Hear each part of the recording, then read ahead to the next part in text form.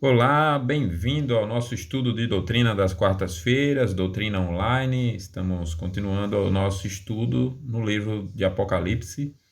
A série é Igrejas em Apuros, lições das 7 igrejas do Apocalipse. Estamos sem câmera hoje, estamos adaptando aqui para superar algumas dificuldades técnicas.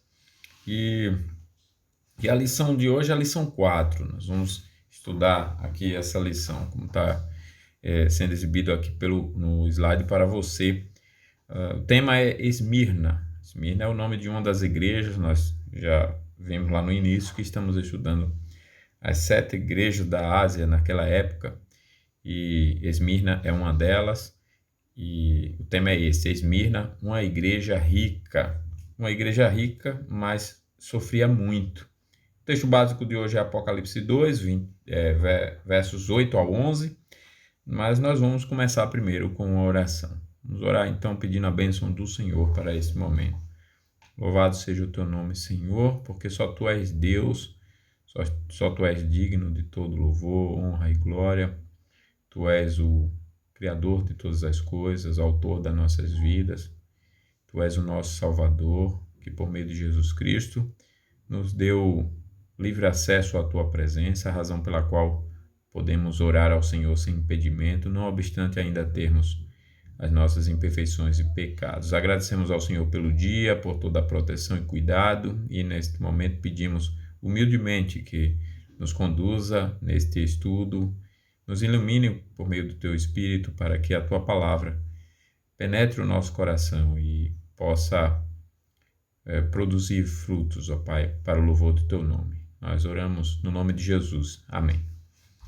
Muito bem, nós vamos ler o nosso texto básico, mas antes lembrando aí do nosso mapa, as 7 igrejas. Quais são elas? Éfeso, Esmirna, Pérgamo, Tiatira, Sardes, Filadélfia e Laodiceia. Vocês estão vendo aí? Vou destacar aqui a igreja que nós iremos estudar, Esmirna. Ela está aqui, um pouco acima de Éfeso, um pouco à esquerda e abaixo de Filadélfia, abaixo aí de, portanto, Pérgamo, Tiatira e Sardes. Laodiceia fica bem mais embaixo. Nós temos o mar Mediterrâneo, abaixo, na cor cinza escuro, e mais acima o Mar Negro. Nós exibimos os mapas nos estudos anteriores, e mapas até maiores, com identificações mais facilitadas. Aí dá para você que não acompanhou os estudos anteriores vê-los, e aí você vai ter não só acesso a esses mapas, mas também ao conteúdo anterior que nos ajuda ao entendimento do conteúdo atual.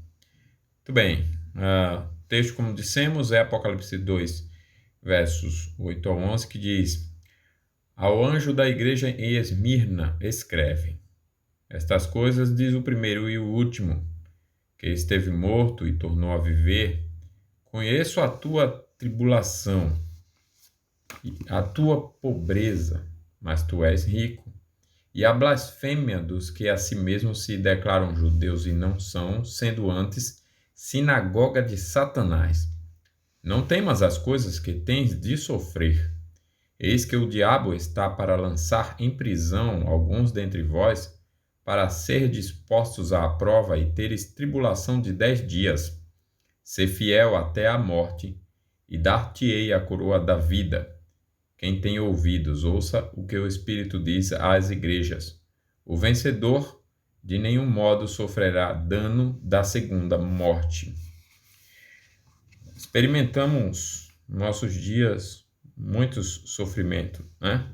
Experimentamos enfermidades diversas, desemprego, pobreza, fome, violência. Enfermidades têm sido cada vez mais graves. E diante desse sofrimento, além de termos o desafio de lidar com eles, ainda temos o desafio de lidar com a situação de sermos bombardeados pelo falso ensino de que, se estamos sofrendo, é porque Deus está nos punindo pelo pecado. Ou seja, só pode haver sofrimento se for relacionada à punição de Deus por pecado. Na verdade, o sofrimento tem um propósito no plano de Deus. E nós veremos hoje, nesta lição, a carta escrita a essa igreja de Esmirna, uma igreja sofrida, que enfrentava grandes tribulações e sofrimentos. E, curiosamente, nesta carta, Jesus faz elogios e não faz nenhuma censura. Interessante isso, ele não faz nenhuma censura a esta igreja. A igreja de Esmirna foi aprovada por Jesus, mesmo sendo bem pobre e sofrida. E nós precisaremos aprender que os sofrimentos deste mundo não são um impedimento para a ação da graça de Deus e para uma vida de testemunho fiel. Os sofrimentos a que estamos sujeitos nesta vida têm um propósito no plano de Deus. E é basicamente isso que nós veremos. Deus tem um controle total sobre a história e faz com que tudo coopere para o bem daqueles que o amam. Nós aprenderemos isso hoje. Então, o objetivo desta lição é nos ensinar que, mesmo em situações adversas como perseguição e pobreza, Deus está sempre presente, cumprindo o seu plano perfeito. Também devemos aprender a confiar na ação misericordiosa e providencial de Deus em meio ao sofrimento. E devemos aprender a manter um testemunho fiel a Cristo e aguardar a recompensa por nossa perseverança, né? Então, Esmirna é a segunda igreja para a qual o Senhor Jesus envia uma carta. Essa igreja, como a de Filadélfia, não recebe qualquer reprovação, apenas, como dissemos, né, destaque para uma virtude e estímulo à perseverança. E este estudo nos lembrará que, enquanto estivermos neste mundo, estamos sujeitos a enfrentar decepções e sofrimentos arrasadores. Porém, se mantivermos firmes a nossa fé e toda a nossa concentração nas promessas de Cristo, teremos coragem e perseverança. O primeiro ponto é esse, o Cristo ressurreto. Vemos nessa carta que Cristo se apresenta como o primeiro e o último, que estava morto, mas ressuscitou. Essa é uma apresentação apropriada e encorajadora para uma igreja que está sendo avisada que enfrentaria tribulação. Nós lemos isso agora, né, no texto bíblico. Cristo já se revelara de forma maravilhosa em toda a sua majestade no capítulo 1 e agora ele lembra à igreja que havia enfrentado um processo de dor e sofrimento para conquistar sua vitória. Embora Cristo sempre tenha sido o Senhor da glória, ele assumiu a condição humilhante ao se tornar homem em semelhança de carne pecaminosa, embora sem pecado. E foi no despojamento de sua glória que Cristo venceu o mundo e o maligno, não com toda a sua majestade, mas em condição de humildade. E ainda que tivesse uma legião de anjos sob o seu comando, ele optou por não fazer uso de suas prerrogativas divinas. Jesus se sujeitou a todo o processo porque compreendia que esse era o cálice que ele deveria tomar, que devia tomar. Ou seja, era parte de sua missão. A mensagem é clara: assim como eu enfrentei a morte, a ressurreição, o sofrimento e a glória, vocês também terão de suportar um período de sofrimento, mas depois experimentarão a glória comigo. Era assim que Paulo via sua própria vida e ministério. Agora me regozijo nos meus sofrimentos por vós e preencho o que resta das aflições de Cristo na minha carne a favor do seu corpo, que é a igreja, Colossenses 1:24. Preencher o que resta das aflições de Cristo é estar em parceria com Cristo, é experimentar o que ele também experimentou em alguma medida. Cristo sofreu de uma vez por todas, por nós, comprando a nossa redenção, a nossa salvação, o nosso perdão. Mas ao dizer o que resta, Paulo vincula o Senhor Jesus aos nossos sofrimentos presentes e de toda a igreja por todos esses séculos. Esse conceito se confirma em outros lugares, como 2 Coríntios 4:10, 2 Timóteo 2:11 e 12, e daí por diante. Que comprovam, aliás, a solidariedade de Jesus com a igreja e suas tribulações. O mesmo acontece com Esmirna. Ela não sofria sem motivo nem por mera casualidade, mas por um propósito claro, que era participar dos sofrimentos de Cristo. O segundo ponto é uma igreja rica, uma igreja rica. A condição social da igreja até pode servir para sinalizar sua condição espiritual e moral, mas isso nunca é determinante. Em nossos dias, quando uma igreja aumenta a sua arrecadação, temos a tendência de interpretar isso como bênção. Prosperidade financeira pode indicar aumento na fidelidade dos irmãos, na consciência da missão da igreja, no desejo de ajudar os mais pobres, de expandir o evangelho por meio de plantação de novas frentes de trabalho.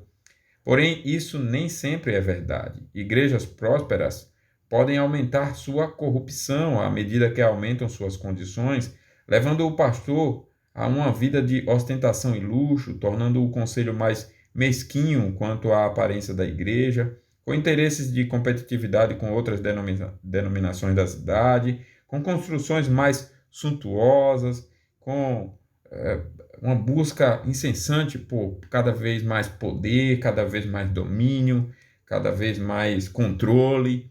E muitas vezes a queda já aconteceu há muito tempo e é só questão de tempo agora para ela ser mais percebida. O Novo Testamento relativiza os paradigmas sociais estabelecidos, especialmente pela liderança judaica, para a qual, quanto mais próspero o crente, mais abençoado ele era. É o caso do episódio do homem rico que procurou Jesus e saiu triste ao ouvir que precisaria se desfazer de todos os seus bens para seguir o Mestre. Então Jesus declarou: quão dificilmente entrarão no reino de Deus os que têm riquezas? Espantados, seus ouvintes perguntaram: sendo assim, quem pode ser salvo? A surpresa daqueles ouvintes era porque a sua consciência de prosperidade financeira estava atrelada à sua noção de aceitação da parte de Deus. Não temos, contudo, uma condenação da riqueza no Novo Testamento, nenhuma exaltação da pobreza, mas um ensino sólido de que a condição espiritual de uma pessoa independe de sua circunstância material. E Deus, para nos ensinar a confiar nele, muitas vezes faz uso da pobreza, como acontecia com Esmirna. É provável que, devido à perseguição dos próprios judeus e dos romanos, os cristãos daquela igreja estivessem perdendo seus empregos, o que naturalmente aumentava a sua angústia e falta de condições para a subsistência básica.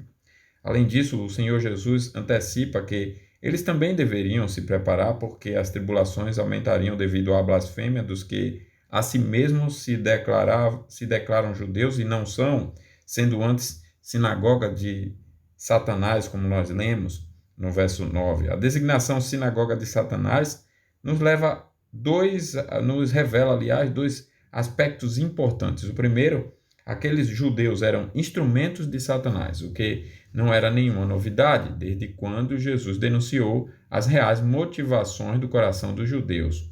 Paulo esclareceu aos romanos que a verdadeira identidade espiritual judaica israelita não deriva de sua origem biológica. Portanto, os judeus que rejeitavam o Messias estavam mais identificados com o diabo do que com Deus e as antigas promessas. Segundo, conforme Beaule, ou Billow, o fato de a comunidade judaica ser identificada como composta por falsos judeus, sendo sinagogas de Satanás, confirma novamente que a igreja é vista por Cristo como sendo o verdadeiro povo de Deus, o verdadeiro Israel. Podemos perceber na situação de Esmirna dois problemas que devem chamar a atenção das igrejas atuais: pobreza e perseguição. Ninguém quer nenhuma dessas dificuldades e, quando elas aparecem, podem levar as pessoas a deduzirem que quem as enfrenta não é fiel. A lei da semeadura, quando aplicada de maneira irresponsável, pode induzir os crentes a acreditarem que, se você fez o bem, necessariamente colherá bênçãos, inclusive materiais, e se fizer o mal, necessariamente colherá maldições e sofrimento. Contudo, não seria justificado alguém interpretar isso de forma tão leviana e radical para toda e qualquer situação, e esse é o ponto. Pobreza e perseguição podem vir como resultados juntamente de uma vida de compromisso com Deus. Afinal, se o mundo odeia a Cristo, odiará também a igreja fiel.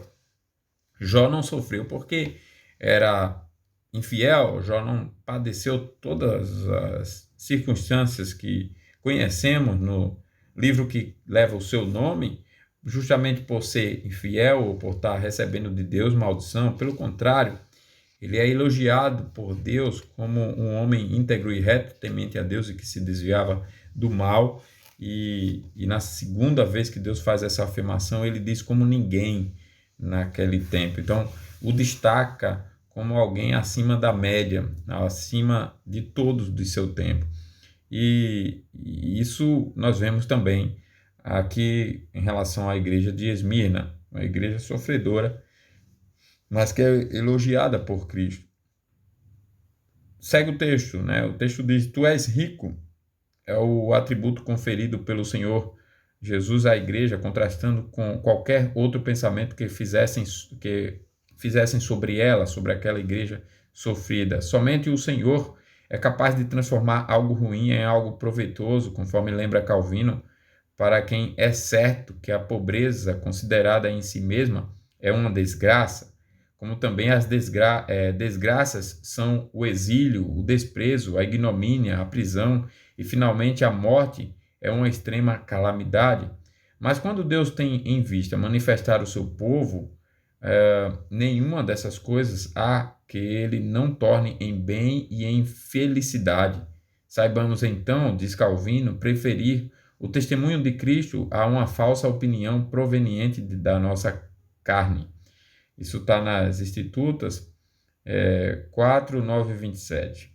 O terceiro capítulo é justamente o terceiro ponto, a coroa da vida. Esse é o título. Nós vemos que a igreja já estava habituada a enfrentar perseguição, pobreza e desprezo, porém, ela é alertada que as lutas ainda não haviam terminado. Uma severa batalha ainda estava por vir. Não temas as coisas que tens de sofrer, é o que diz o verso 10 do capítulo 2. Evoca uma das mais recorrentes exortações de Deus a Israel: não temas.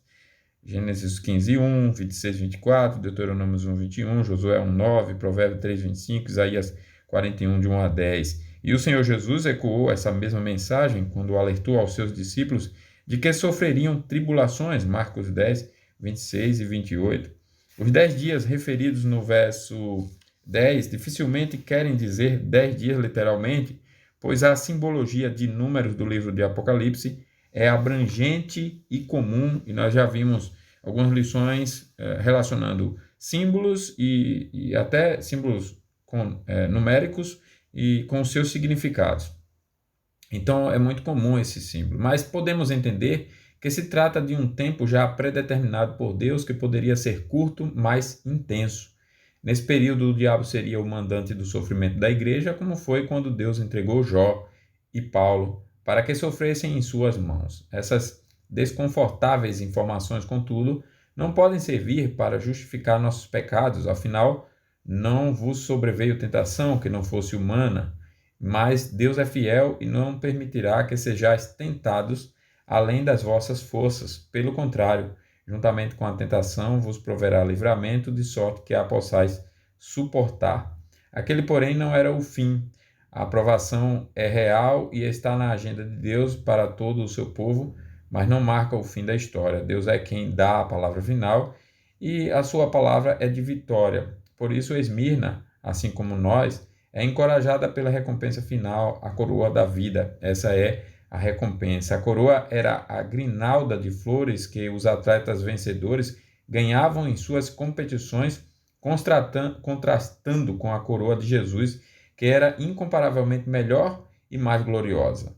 Ela não era de flores, mas da vida, ou seja, daquele vencedor que de nenhum modo sofrerá dano da segunda morte.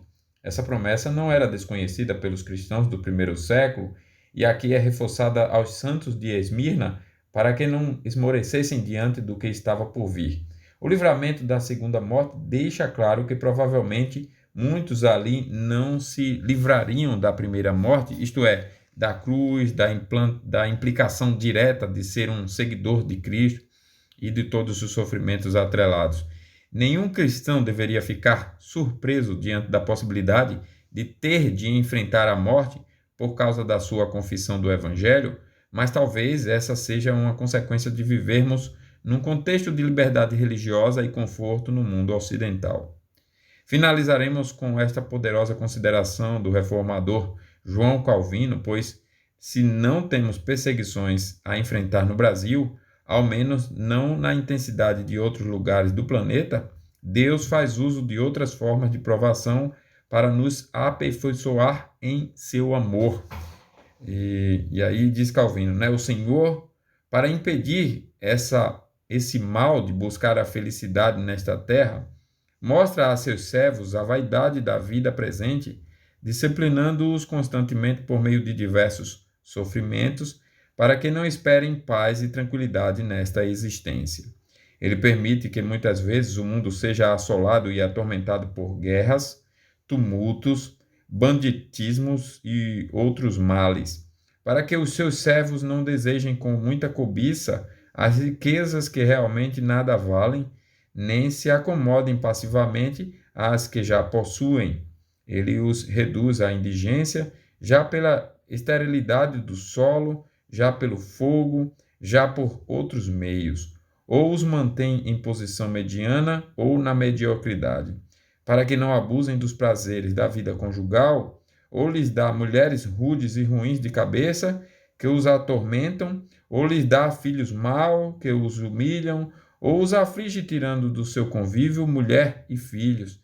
Se em todas essas coisas ele os trata com brandura, todavia, para que não se ensoberbeçam, deixando-se levar pela vanglória, ou para que não desenvolvam autoconfiança desordenada, adverte-os por meio de enfermidades e perigos e coloca diante dos seus olhos quão frágeis e efêmeros são os bens sujeitos à mortalidade. Instituta, capítulo 4, 16, 33. Então, meus irmãos, como conclusão, nós vemos que a igreja de Esmirna estava sendo provada a se manter fiel diante de dois severos problemas, perseguição e pobreza. Até aquele momento, ela estava resistindo à infidelidade e o Senhor Jesus revela sua apreciação e zelo pela igreja. Antecipa que mais dificuldades viriam e a encoraja com promessas que superam qualquer valor ou benefício que este mundo possa oferecer. Então, como aplicação, irmãos, enfrentar injustiça sendo inocente e dificuldades financeiras sendo um trabalhador honrado são dificuldades que todos os crentes estão sujeitos a enfrentar. Portanto, se você está vivendo alguma dessas coisas, faça como Cristo exorta os irmãos de Esmirna a fazerem e resista, porque a recompensa de Jesus é garantida a todos os que perseverarem até o fim. Jesus garante recompensa a todos os que aos que perseverarem até o fim. Então, nós devemos perseverar também até o fim. Façamos, então, como Jesus ensinou àquela igreja. Perseveremos, submetamo-nos ao Senhor, recorramos-nos a Ele para recebermos dele sustento, força, consolo, amparo, ensino, repreensão também, para que não venhamos a desviar, a desanimar, venhamos, pelo contrário, a prosseguir. Ouçamos a sua voz, uma voz bondosa, palavras de vida em meio aos ventos escuros da dificuldade, mas as palavras de Cristo são palavras de vida, né? Sejamos então fiéis a Cristo, independente das pressões dessa sociedade. Oremos, irmãos, uns pelos outros. E oremos também por cristãos perseguidos hoje em muitos países, apenas por serem cristãos. Muitas pessoas sofrem por serem cristãs. Aqui no Brasil está caminhando nessa direção. Ainda não é tão intensa como nesses lugares mais longínquos, mas já tem situações bem próximas, até dentro do nosso país, de muito sofrimento, perseguição, justamente por simplesmente serem cristãos. Às vezes é um vizinho que nunca mais conversa, às vezes é a perda de um trabalho, de um emprego, de um negócio. Quando a pessoa sabe que o outro é cristã, é uma pessoa cristã, já cria barreira. Na política é muito comum isso. aquele político que se coloca como cristão e realmente é cristão autêntico, não dessa massa de um cristianismo genérico e falso, mas daqueles cristãos autênticos, a gente já percebe, já observa e já conhece relatos e já gravados, filmados e compartilhados incansavelmente aí nas mídias sociais de perseguições, relatos de indiferença, de ações contrárias, de barreiras, de dificuldades, de problemas. Então, expressões de ódio. Outro dia eu via uma jovem mãe formada, o problema dela não era academia, ela academicamente muito bem formada, mas ela falava com muita raiva contra todos os que fossem contrários ao marxismo, à esquerda e tudo mais, e ela falava com tanto ódio e depois ela despeja palavras contra crentes, cristãos, pessoas religiosas, que falam e defendem do cristianismo, independente da igreja, e ela falava com tanto ódio que se ela pudesse, ela matava, e ela era o sonho dela matar tanta gente, e eu via, e ela tinha acabado de ser mãe, e eu ficava pensando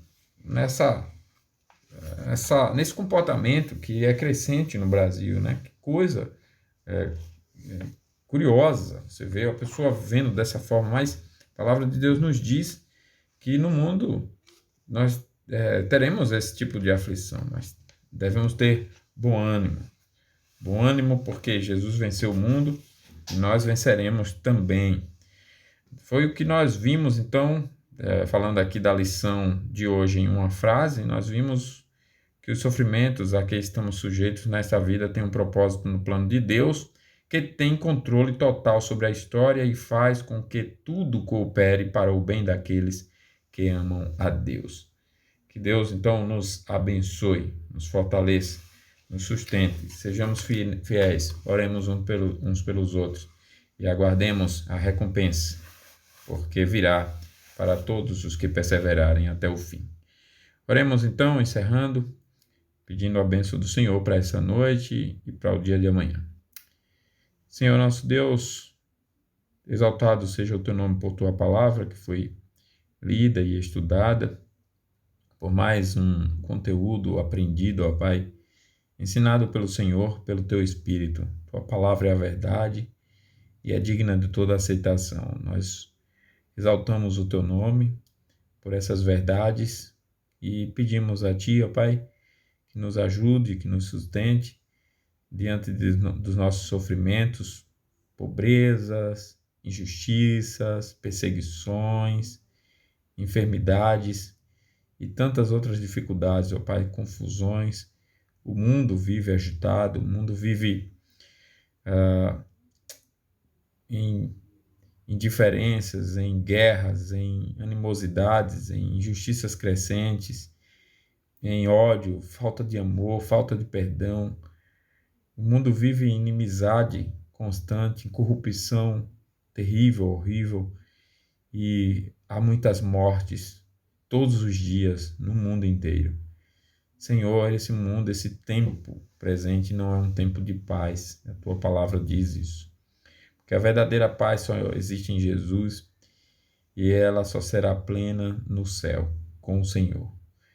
Por isso pedimos a ti, ó Pai, que nos ajude a sermos conscientes dessa realidade e a vivermos, ó Pai, fiéis ao Senhor em tudo, a sempre ouvirmos a tua voz e não vivermos por circunstâncias, a não interpretarmos a realidade de forma errada, achando que todo mal significa a tua ira sobre aqueles que sofrem.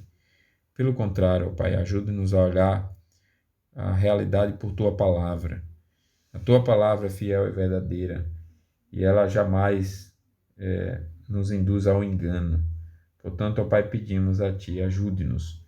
Ajude o ouvinte que não conhece a Cristo, que não tem salvação e que acompanhou este estudo, para que ele possa também ser alcançado por tua palavra, conhecer a Cristo e viver pela verdade do Senhor. Pedimos, ó Pai, por nossos irmãos que sofrem aqui, próximo a nós, qualquer tipo de sofrimento por ser cristão. E pedimos também, em especial, por aqueles que estão em regiões mais distantes e estão sofrendo justamente por ser cristão. E sofrem não só pobreza, mas muitas vezes com a própria vida. Eles são assassinados ferozmente e seu sangue tem clamado e tem servido de testemunho, ó Pai, para nós. Que nós não venhamos a viver no pecado, na desculpa que o sofrimento tem sido além das nossas forças, mas que ao olharmos para esses irmãos que têm sofrido, venhamos a seguir o exemplo de fidelidade deles. Pedimos por eles, para que o Senhor alivie a dor deles, as dores deles, mas também para que o Senhor os sustente cada vez mais e eles sejam sempre fiéis e que nós sigamos o exemplo de cada um deles.